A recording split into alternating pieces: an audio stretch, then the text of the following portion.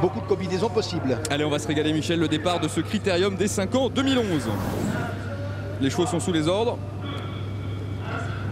Et voilà, le départ est validé, c'est donc bien parti pour cette course classique. 3000 mètres à parcourir, Michel, une faute le long de la corde. Oui, mais écoutez, on voit pas... Simba de Nac, non? Ah oui, peut-être Simba de Nac. Par contre, Scipion du Goutier, après un excellent départ, même s'il est à l'extérieur, il l'a vraiment esselé énormément.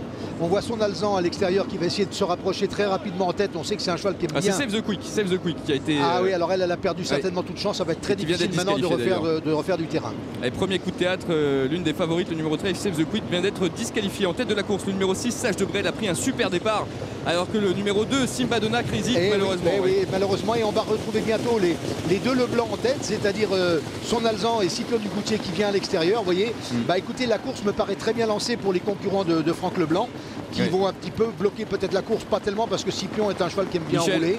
On s'attendait à voir son Alzan très tôt en tête de la course. En revanche, on ne s'attendait peut-être pas à voir Scipion du Goutier si près de la tête en début de parcours. Il a pris un départ volant. Voilà, je l'ai trouvé dans les allures vraiment très bien, et ça lui a permis de prendre un excellent départ. Et maintenant, ces deux chevaux vont aller de concert toute la descente, et en espérant que personne ne vienne trop les attaquer dans la phase finale. Allez, les concurrents passent devant les tribunes et Jean-Michel Bazir a décidé encore une fois d'accélérer pour prendre maintenant seul l'avantage. Il va devancer donc le numéro 10, son Alzan, qui se retrouve en deuxième position. Le numéro 2, Simba de Nac, après sa faute, se retrouve en troisième position, côté du numéro 6, Sage de Brel. Voilà, très bien placé Simba de Nac, il est vraiment en bonne position. Je regarde Severino, il est quand même assez loin pour l'instant. Il est même assez, je dirais en queue de peloton. Ça peut être difficile pour revenir, même si on sait que c'est un joueur qui a une excellente pointe de vitesse. Est-ce que vous le croyez parti pour faire un numéro, Michel, comme autre montée Scipion du Goutier? Bah écoutez, là il vient d'être attaqué par Simba de Nac. Pierre Lévesque a décidé d'avancer encore plus la course.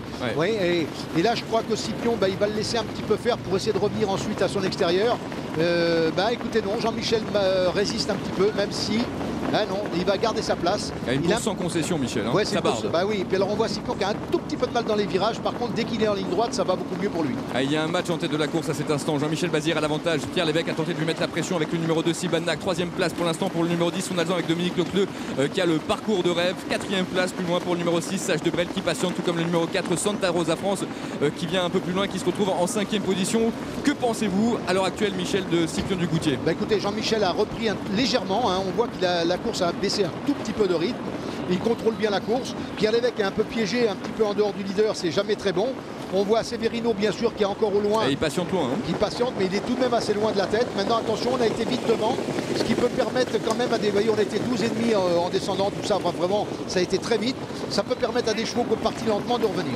C'est pour l'instant Sancho Duglé qui ferme la marche, qui se retrouve très retardé. On voit une attaque à l'extérieur. Severino qui se rapproche, Michel. Severino qui vient en dehors, mais voyez le chemin à faire, c'est pas facile, il faut qu'il fasse le tour de tout le monde. Et il y a un autre cheval qui vient très très bien, c'est le 4 qui vient à côté du leader. Santa Rosa France. Voilà, ça c'est surprenant. Mais il va aussi faute du numéro 12 Speedy Blue, pardon Michel. Et faute de Sancho Duglé qui a été gêné. C'est fini pour ces deux chevaux-là. Scipion va peut-être être pris de vitesse, vous voyez, dans le virage. Il est battu, Michel. Il peut plus rien faire, Scipion du Goutier. Ils ont vraiment été un peu trop vite. Allez, la dernière ligne droite, Santa Rosa France est parti pour faire peut-être une sensation dans ce Critérium des 5 ans. C'est extraordinaire. La deuxième place pour l'instant pour Severino, la famille Bijon. Aux avant-postes, troisième place pour Scoop Divell, le numéro 7 qui va causer une grosse surprise. Il reste environ 150 mètres à parcourir. Et c'est pour l'instant le numéro 4, Santa Rosa France, qui a l'avantage. Mais Severino est lancé à l'extérieur. Quel cheval avec aussi Scoop Divell, le numéro 7 qui termine entre haut l'avant du poteau. C'est Severino qui est toujours meilleur et qui va sans doute s'imposer. C'est pointu, Michel.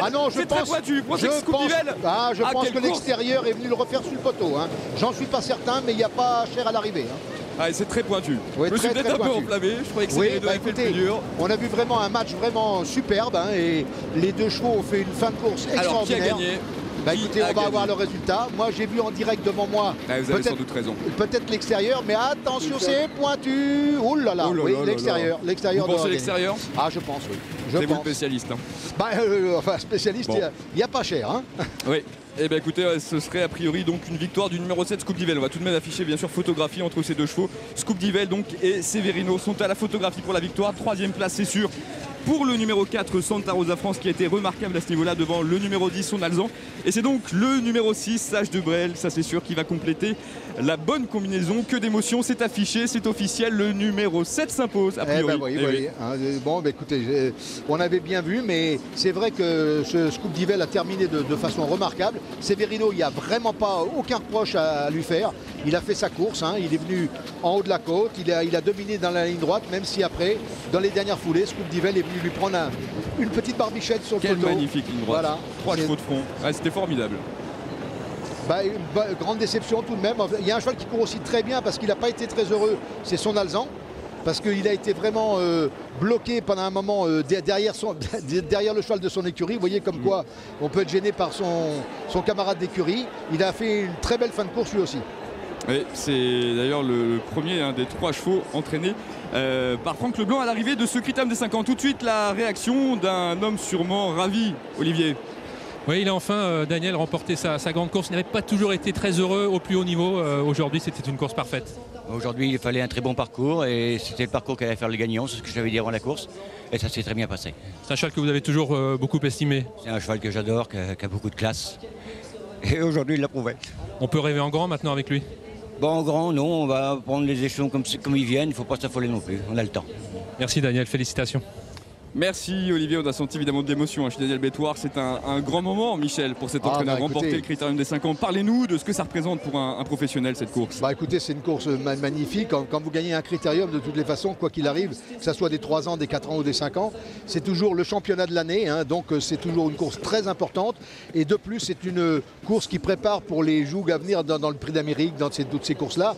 Donc une course très importante. Et un succès évidemment aussi très important pour son driver, fidèle driver, Mathieu Fribourg, qui lui est associé depuis le début de sa carrière. Christian Bijon, Michel a dû longtemps croire qu'il allait s'imposer. Hein. Écoutez, il est venu au bon moment, il a fait une petite différence, on a dit ça y est, c'est fait. On a d'abord cru à William Bijon qui était bien parti lui aussi pour l'emporter, et puis sa jument a un tout petit peu coincé pour finir.